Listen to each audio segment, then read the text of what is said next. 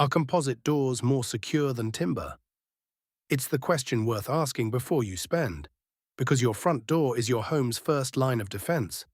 The honest answer is that both can be secure, but they get there in different ways. Let's compare. Start with composite. It pairs a solid core of timber and tough GRP skin with high-security multi-point locking as standard, locks that bolt the door at several points top to bottom. That combination is very hard to force, which is why composite doors do so well in security testing. Now, don't write off timber.